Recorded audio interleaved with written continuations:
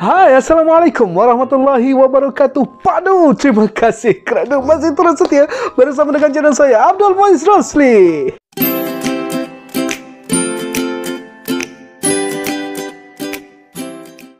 Terima kasih kepada rakan-rakan penonton yang saya kasih sekalian. Terima kasih. Saya panggil rakan-rakan ya, sebab anda yang support channel saya, 15,000 subscriber ni adalah merupakan rakan terbaik saya, insyaAllah. Kalau tidak ada anda, pasti channel YouTube ini tidak akan tertegak ataupun berjaya seperti ini, insyaAllah.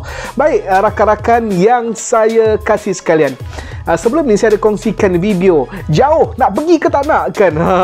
Kan? Jadi saya kira pasti anda pun dah pun buat keputusan, tak kiralah sama ada jauh ataupun tidak. Saya yakin dan pasti anda dah buat keputusan sama anda nak pergi ataupun tidak kan.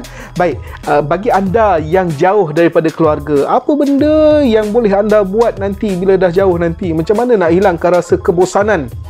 Macam mana nak hilangkan rasa kerinduan itu? Okey, baik. Saya nak kongsikan kepada anda beberapa tips berkenaan dengan hal ini. Baik, saya kira sekarang ini sudah tidak lagi menjadi isu jauh ataupun dekat. Sebab yang pertama sekali kita lihat daripada segi kemajuan dan kecanggihan teknologi zaman sekarang.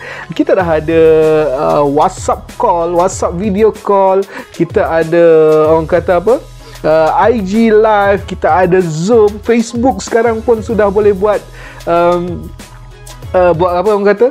Boleh buat video call. Kemudian kita ada macam-macam lagi lah kan.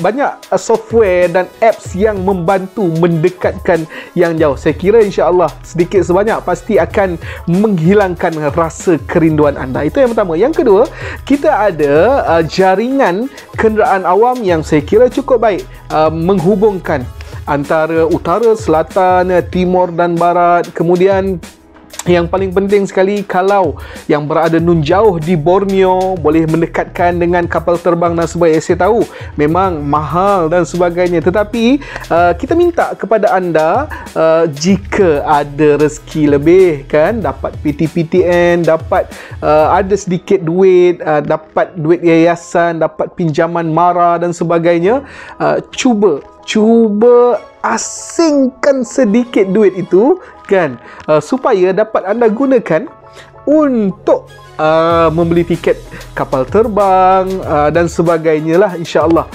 Saya kena pasti dengan kecanggihan ataupun dengan jaringan kenderaan awam itu akan insya-Allah akan mendekatkan anda yang jauh itu.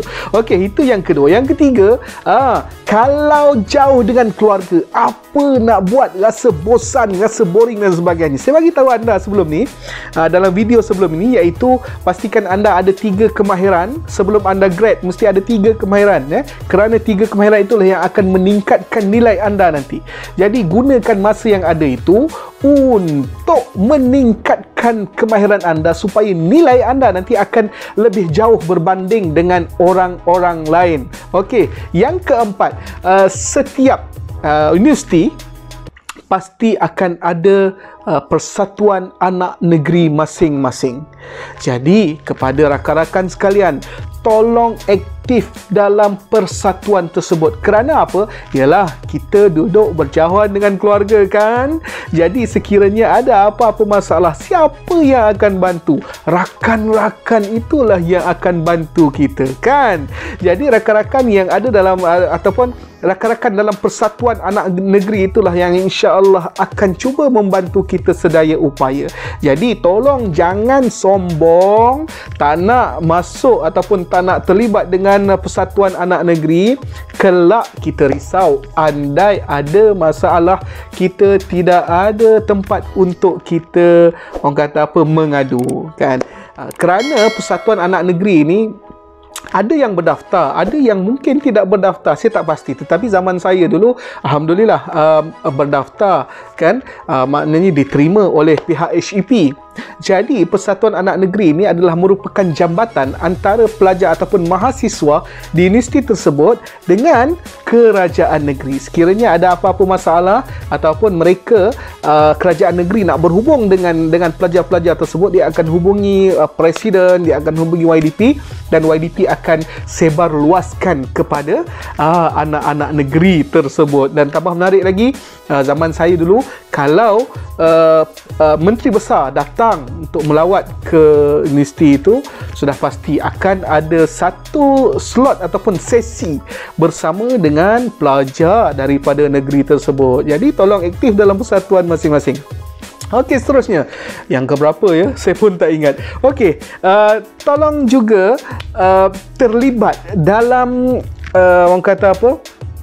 Co-curriculum, bukan sekadar co-curriculum sukan, orang kata apa, badan beruniform dan sebagainya, tetapi pastikan juga anda mampu untuk terlibat dalam dari sudut kepimpinan. Sebab apabila anda dah habis belajar nanti, bila anda nak bekerja kan, ilmu-ilmu inilah yang tidak dibelajar dalam kelas inilah yang akan membantu anda. Contohnya, bagaimana untuk menguruskan mesyuarat, bagaimana untuk dari surat menyurat, kemudian bagaimana untuk orang kata apa, urusan pentadbiran dan sebagainya. Kerana apabila anda terlibat dengan persatuan ataupun terlibat dengan co-curriculum, sudah pasti tersyasyul kan.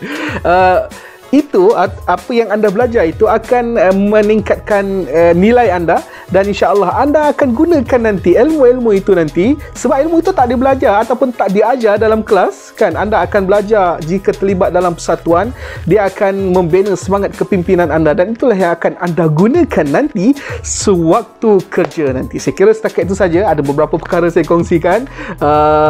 Jadi insya-Allah ada rezeki kita akan jumpa balik. Assalamualaikum warahmatullahi wabarakatuh. Padu.